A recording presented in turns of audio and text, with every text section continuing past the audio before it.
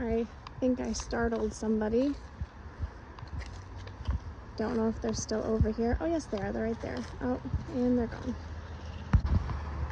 Look how beautiful it is out though. We are actually going to make a trip here soon. And you guys, I'm not joking. It is so beautiful out. The wind is perfect to offset the heat. I am currently, actually I'll go around the back. I'm currently at my mom's house. I have been pet sitting for her while she is visiting, and my sister are visiting our cousins in Massachusetts. Unfortunately, I was not able to come with because, you know, I'm within my first year of my new career, so I don't get too many breaks. But I hope they're having fun. And after taking a very, very big chunk of time to just sleep and rest, I'm just now getting outside and enjoying the weather. I had made this video a while ago and I just didn't like the way it turned out. I figured I would just come back with a fresher mind, with a slept perspective, and come back and retell the story that I wanted to tell, hopefully a little bit better this time. Luckily, we're around friends. Either way. Oh.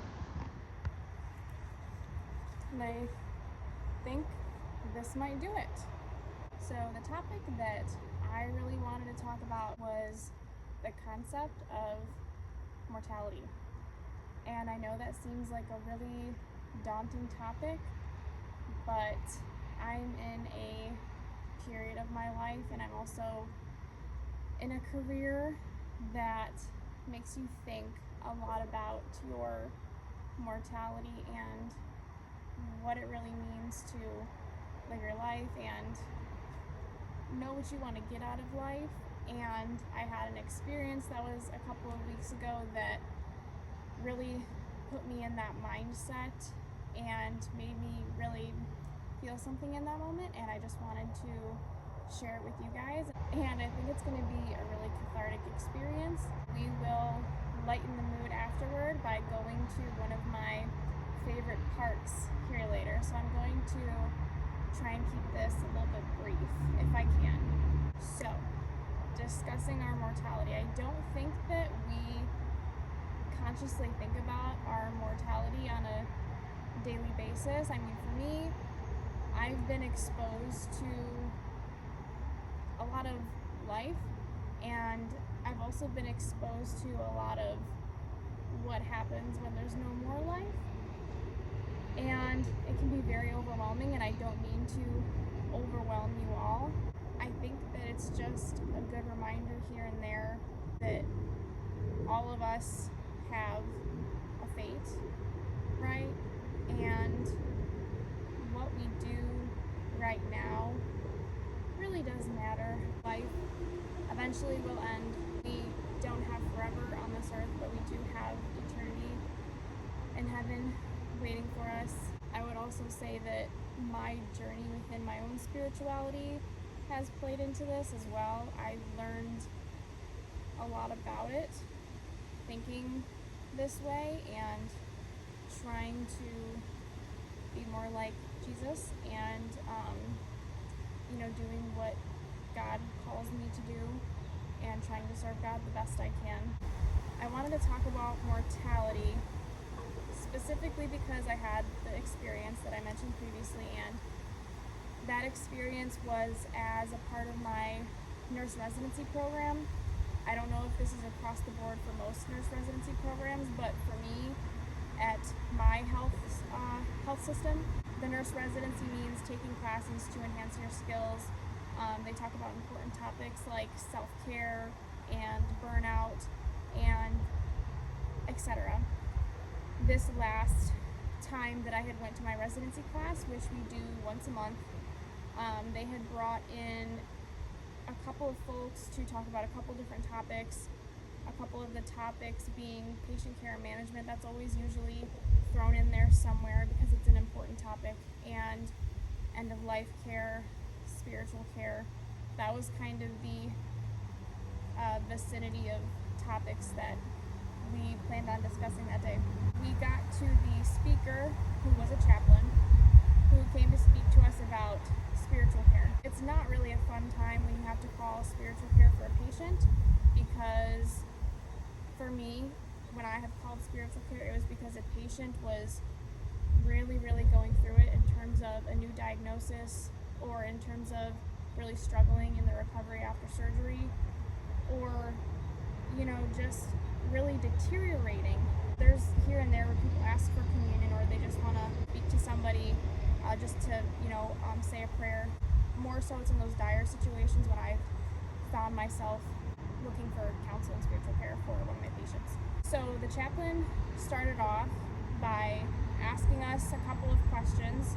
His first question to us was, what would you want to do if you knew it was your last 24 hours of life? What would you want for yourself? Because unfortunately, sorry, you guys are being, you guys are kind of subject to the nature of the wind here. Unfortunately, the sad news about the floor that I work on, and probably being any nurse in the hospital in general, is that people might not make it out. And that's been a really sad topic for me, because I can think of a couple of times when I've gotten somebody who, wasn't doing very great, and they've gotten put on comfort care right after I've had them, because at that point I don't really think that I've had a comfort care for that long. I think I've maybe had a comfort care for a couple of hours, but haven't really sat through the awkwardness. Oh my goodness, it's so windy. And really sitting with the heaviness of taking care of a patient who's on comfort care. It's like, they might have hours, they might have days, and if you don't work in the hospital setting, you may be unaware of this, but I've had family ask me before, I would really love for my grandma or my mom or my dad or my uncle or whoever it is, I would really like for them to die at home. They would really like to pass away at home. Realistically, if palliative is saying, hey, this person has 3 hours to live, 3 days to live, if you even slightly to turn these people, right? Because at a certain point, you're turning people every 2 hours because they're bedbound, but after a certain point in time, you stop doing all of these things. Family wonders why. Even if you turn these people a little bit, they could pass away just from that slight movement. So it's a very hard conversation to have in every aspect of the thing. And when somebody asks me, well, how would you want to spend your last 24 hours?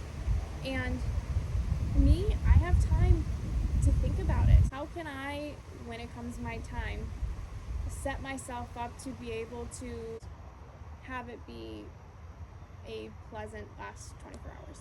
I didn't really think about it too hard at the time he's asking, because it's 9 o'clock in the morning and I had to leave at 7 o'clock, which means I had to wake up at 6:30 to get there on time to be able to attend the class on time.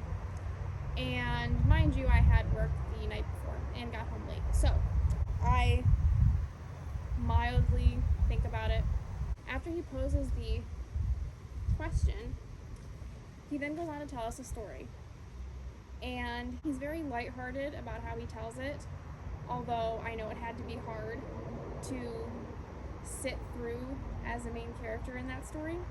He starts the story by introducing this man. He's a patient, right?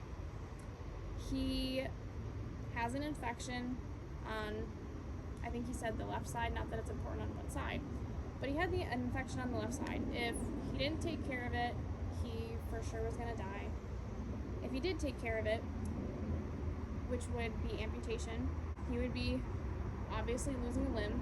For me personally, that resonates with me because if somebody told me I would have to get an arm chopped off or a leg chopped off or whatever may have you, even if it was as small as like the tip of your finger, you still feel off. You don't feel like yourself. Your independence could be, depending on, what it is, could be altered a bit. Quality of life could be altered. Your sense of self is not what it used to be. And you have to learn to be a new version of yourself with all of the things that you just went through. And my biggest values in my life is quality of life and independence. So I take the actions now the best that I can, because that would really throw me for a loop if I'm going to be honest. I'm kind of one of those nurses in the hospital that's like, I would be put out for more, and that's not to be morbid or insensitive. That's me. This guy had a choice, and healthcare team, nurses, doctors, PAs, different teams that are consulted, probably infectious disease, all these people are consulted. Nobody can really get a step in, one step being closer to getting out of the hospital. And it's been, I think, a week at this point. Nobody knows what to do. This man cannot make a decision, which that's understandable on any level. You're somebody who goes into the hospital and, to put yourself in this person's shoes, he has an infection, he's told either you die or get your leg chopped off. It's like, I don't want either of those things. Those both sound like horrible options. What do I do? But the truth of the matter is, the hospital is a business, and our job is to get you better, or at least in a state where you can go home and continue to get better from there without our assistance, our medications, our medical professionals. And so they tried everything. It's been a week, and this guy still can't make up his mind, and they get desperate. Not to say it like that, that's what it was. And they said, we got to get this guy out of here. I don't know what else to do. Let's throw in spiritual care. So a spiritual care consult was initiated, and the chaplain, which is the man who is narrating a story and also a character in this story, goes to see this man and walks in, and the man is there with his wife. And immediately he says, the wife gets up and walks out, and it's just kind of like, oh, well, you guys chat, you guys have a lot to talk about, I assume. I'll just go and grab some food from downstairs, and I'll be back to see you guys in a bit. And he noted that the detail that he noticed with that is that the wife seemed kind of in a rush to get up and get out of there and let them be alone. So wife leaves, and the chaplain pulls up the roller chair from underneath the sink, called it the happy place, because when the chair is in the happy place, that means his work is done, because once he pulls the chair out and gets to put it back in, then that means his job is done, right? That's his happy place. And so he pulls out the chair from the happy place, and he sits down, and he prompts the man, what can I help you with today? And he said that the man just kind of went stoic, really. I mean, he was still looking at him and acknowledging his presence, but he just kind of went stoic. And the chaplain's like, well, let me try this again. And the chaplain says, what is it that you want to tell me? Because obviously this man had something to say. He could see it. He was holding on to it, and it was all in his chest and his stomach, and he just didn't know how to let it out. And so the man gets tearful and really just starts to pour his heart out. And this was their last-ditch attempt to see what the heck they could do for this guy, because this guy couldn't make a decision. And so, to the chaplain's surprise, the man comes out to tell him that the wife that was with him before he walked in the room and promptly left, he had been cheating on her and unfaithful to her for the first 10-15 years of their marriage. They were married for like 40-something years. And so the chaplain's like, all right, like maybe we're getting somewhere. And they have this big long talk, and that's kind of the summary of it all. He feels really guilty, he feels really shameful. He really just wants her to forgive him for it, but she's not aware that that's something that he's really down on himself about, that he even did, that, you know, he wants to tell her. They basically finished their conversation, and almost everything is off of this man's chest. The chaplain said, you know, I kind of got that signal that I thought we were done. Pulled the chair back into its happy place and said, my piece, and, you know, I think I did what I can do here. And as soon as the chaplain puts his rolling chair back into its happy place, almost like clockwork, or not clockwork, but almost as if it was, you know, planned, the wife walks in. And she goes and sits back down, and the chaplain's about to walk out of the room when the man says, wait a minute, chaplain, wait, please stay. I want you to stay because I want you to hear this. And, you know, the chaplain's like, oh, let's put the chairs in its happy place. So he brings the chair back out of its happy place and comes and sits down next to the man, and the wife is on the other side of the bed. So the patient's in the bed, and the chaplain's here, and the wife's here. And the man just looks at his wife and tells her everything. And the chaplain's just like, I'm hanging out for you, buddy. So, you know, say what you need to say, get right with God. This is all good stuff. So the man's, you know, telling his wife, I'm so sorry that I did this to you. I've been so guilty about it. I know it wasn't right. I just hope that you can forgive me. And she does, actually. She says, you know, I forgive you. I just wish you would have told me sooner. And I don't know if you guys picked up on that, but I wish you would have told me sooner. She knew about the whole thing the whole time and was still married to this man for 25, 30 odd years, knowing that he was unfaithful to her within the first 10, 15 of their marriage. And he just kind of looks at her like the patient. So she basically was like, yeah, I pretty much knew the whole time. She almost like, it's almost like she had a conviction, right? Because she didn't really know. It's not like she found texts on her phone, or like a girl he was with like left something at the house. Like, it was just like a conviction. She was just kind of like, do you remember at the beginning of our relationship when you were just so jealous and envious over I don't know what? You would always accuse me of things. And I know in my heart that I'm not like that. And I've never given you a reason to treat me like that or think that I would do something like that. And so it just occurred to me that most likely you're projecting. You know, you're out doing those things and following through with those things that you're accusing me of. And so I kind of just knew. And, you know, I say conviction because of my faith, but you guys can also call it intuition, a third sense, whatever you'd like to call it. That was what she had. That's what it was. And so now everything's out in the open, everything's on the table. And I guess I just kind of want you guys to think about what that did for this man. Now, the wife didn't have to forgive him. And I can't really speak for the thoughts in her head, but for me personally, if I were the patient, I would be grateful for that moment, especially with all the stuff that was going on. I'm not deserving of this moment. You know, the stuff was obviously weighing on him pretty heavy, and you'll see why here in a minute. But understandable, as is whoever with a good heart. For him to be in the state he was in, you know, he's looking at his mortality because that's what he was told. If you don't amputate this limb, you're gonna die. You're gonna succumb to your infection, you're gonna die. I think in his mind, like, you think the worst, right? As anybody would. How am I going to make the most of this? And how am I going to settle all my debts?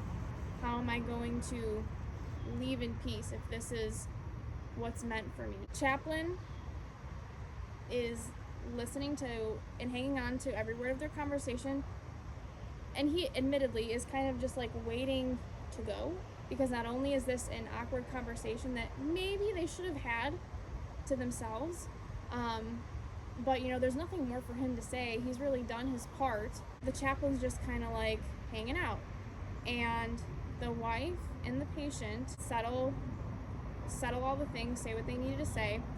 There's a conclusion that's determined by the patient and the wife, I guess. And so the patient turns to the chaplain and says, "Chaplain, you can bring my healthcare team in. I'm going to choose to, go on comfort care. I'm going to choose to let the infection take over. I've made my decision." And that almost like, it chokes me up a lot. I tried really hard not to be like that in my class, because there's like 30 other people in my cohort. I tried to not choke up, because that's like so significant. Like for days on end, they could not figure out how to get this guy to make a decision. And it wasn't because he didn't have the knowledge of what his outcomes were. It wasn't because he really didn't understand what that would mean for him. It's not because everybody didn't explain like how things were going to look. He knew what his options were. He simply was not comfortable with his mortality, with all of that baggage on his shoulders. Like, that was his 24 hours. Like, if I had 24 hours, I would just apologize to my wife and hope she forgives me. Like, I'm not saying what he did was right, and I'm not saying that, because you might have not forgiven him if that was done to you. I completely understand. It's very hard to forgive people, especially for those kinds of things. But it's like, that was the only thing holding him back, his spiritual baggage. He felt so much guilt and so much shame that he could not die peacefully without confessing to his wife. I mean, he confessed to the chaplain, but it was the person that mattered most that he confessed to, that he wanted to know this information before he ultimately decided, it's my time. And so when we come back to the question of, what would you want for your last 24 hours? For the most part, all the way across the board, I've made peace with myself for the things that I've done, and I've prayed about it. And I think what comforts me the most is, for me, I was in a state of like ignorance, and I was just young, so I don't let the things that I've done or said in the past affect me now, because I'm a different person now because of them. But I'm pretty self-aware, I would like to think now, about the way that I am, although I still struggle with patience, I still struggle with kindness. I still struggle with a lot of things, but I do, like I said, pray about it, and I do try to kind of use my convictions to nip things in the bud in the present moment if I can. But my last 24 hours, like, it makes me realize what I value, right? And you guys can have different opinions, but that man obviously valued the relationship with his wife. You guys could come to the conclusion and say, well, maybe he felt like he had nothing else to lose, or maybe it was almost like a selfish thing, like he kept it for all these years and all of a sudden now and I guess we could explore that deeper, but that's not the point. It's really not. It's what got him to accept his mortality, and he really did do the right thing. You can ask for forgiveness, that doesn't mean that you're going to be forgiven, but at least he asked for it, and everything turned out, okay, in a sense. And after that, like I said, the 24-hour question came up again, and he said, does that change any of your guys' minds on how you would, live out your last 24 hours? A couple of people shared some things, and, a lot of what I found is a lot of the people who were, coming up and creating a list of things that they would like within their last 24 hours, a lot of it was very much nostalgia. Like, they just want to be reminded of simpler times. Like, it reminds them of a memory when they were a kid, or it reminds them of somebody who's no longer with them in their life. And I think that's so sweet. We're so cute as little humans. I mean, I know we make mistakes, but like I said, God knows our heart, so it was just kind of nice to hear. And so I applied that to myself, and for me, you know, it would have to be something, you know, out in nature, something with my family. Good food's got to be involved. I love to eat food. And you know, I would probably just say, let's just like end the night with like a good movie. And you know, I always like when I would stay the night at like my grandma's, or like when we would have like a camp out night in the living room, like when me and my sister were little, it was always like you put on a movie and you just fall asleep.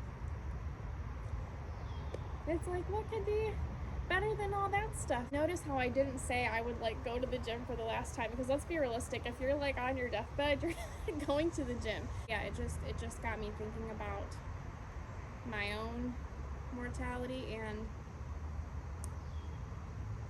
I know you guys probably know if you follow me on my personal accounts, but this transition to a nursing career has been really, really, really hard.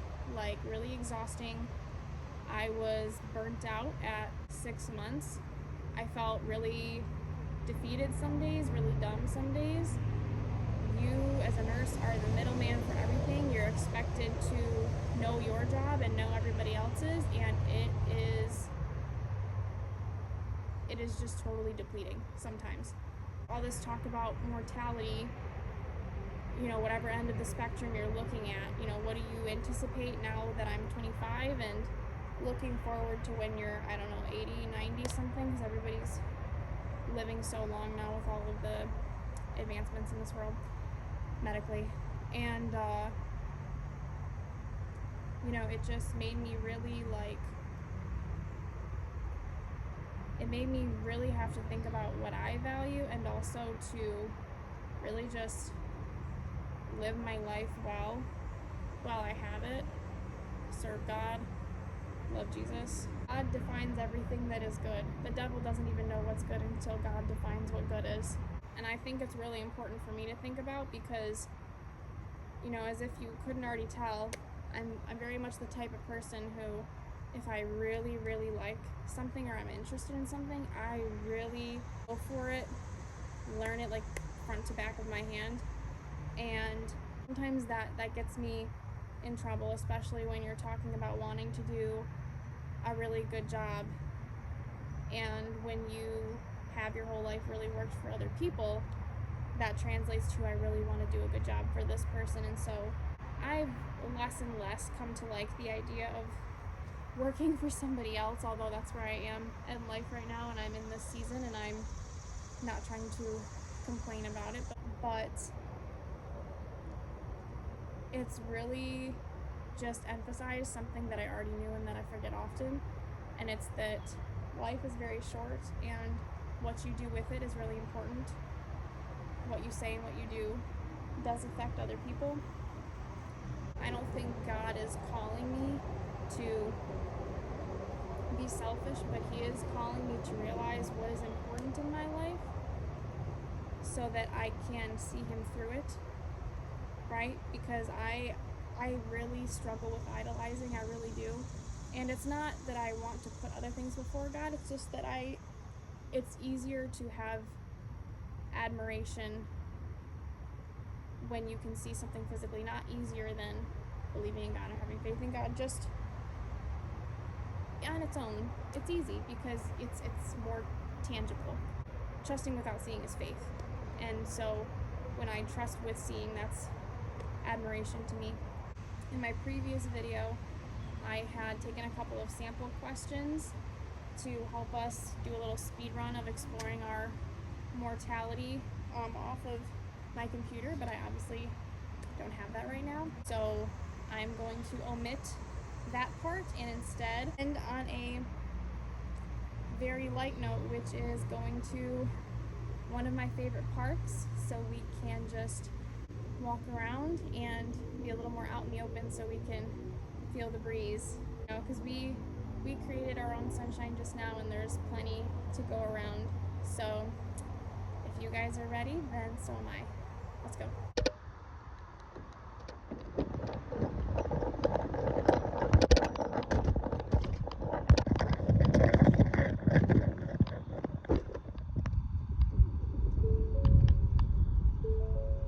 And we are ready to go.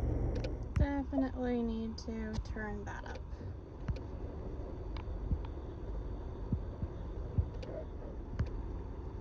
When I first was looking for a new car, I really wanted a Bronco, but I'm really starting to like this car. She's pretty cute, and I seriously cannot express to you guys the deeper that I go into this area, the more beautiful the houses are. Like, the houses are very modern and updated, but they just have a ton of land. They have farm animals. This one house had like a pond in front of it that was big enough to where you can paddle boat in it. Like, long driveways, wraparound porches. It's beautiful. Almost there, guys. About 3 minutes. I'm not gonna lie, sometimes I don't follow the GPS and I miss my turns so that I can just be a little bit deeper into it. Like, I love the scenery. I'm not even supposed to be on this road. I think I passed up where I was supposed to go a while ago, and like, now I'm just here, but the view is great. I love it. And you can tell the scenery has changed quite a bit. We are dirt roading right now, but that just means we're getting closer. And I tried to refrain from filming when I was on the main road because there are cops hidden everywhere. There's a lot of places to hide with all the foliage. I don't know if I'm going to be able to get it because the whole point of these people being where they're at is they don't want to be seen, and I love it. Also, like, how are these people affording this stuff? What do they do for a living? Like, they're out in the middle of nowhere with all this land, all these farm animals, these beautiful houses, the scenery and landscaping is gorgeous. Like, I'm trying to get like you, a friend. Like, are you joking? Gorgeous. Stunning. Honestly, guys, I am super surprised that there's not a ton of potholes. And we are here.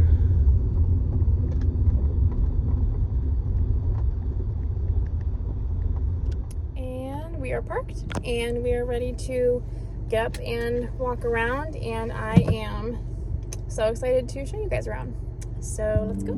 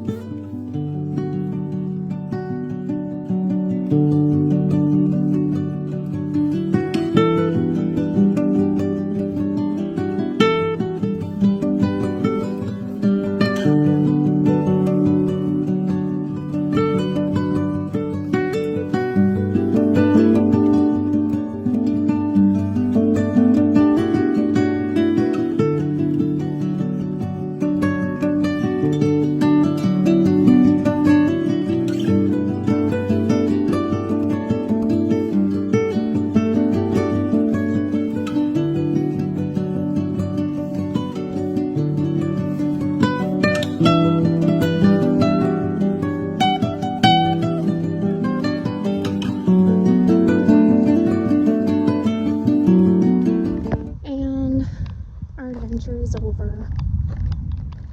We went through there and came out all the way over here, but did like a huge unexpected loop. And here we are, hair flat, right in the face. It's all good. We're gonna chug this water. And that was Crosswinds Marsh. Pretty, right?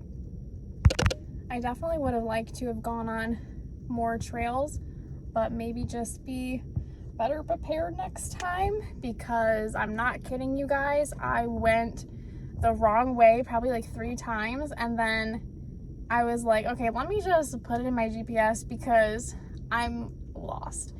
My GPS was like, you're 20 minutes away from your destination. I was like, that's not bad. Like, it was like giving me a path that wasn't there, and I was like, this is not correct. And basically I kept coming to the same crossroads enough times where I was like, okay, I haven't gone this way yet, let me just go this way. And then that's how I found my way out. And I swear to goodness, the same bug was chasing me the entire time, and it literally kept flying in my ear, and it must have been like a beetle bug, I don't know, because it kept hitting me in the head, and it was like, and I'm like, leave me alone. So now it's time for me to go home because I hit my 10K steps. Mind you, I think I was at like 1,000, but all I know is I'm tired and I need a shower, and I had better get home before I pee my pants. If you are in Michigan, hopefully one day you can come out and enjoy the scenery. And I hope you guys also enjoyed our talk about mortality, and maybe it got you to think a little bit about something that you've never really thought of before and have a new perspective. Thank you for watching. If you were new here, I hope you enjoyed my video, and I hope you enjoyed the content. If you are returning, thank you so much for supporting. I appreciate you guys so much. If you liked this video and you like the content in it, give it a like and subscribe for more. And I will try and do my best to put out more like this if this is something that you guys like.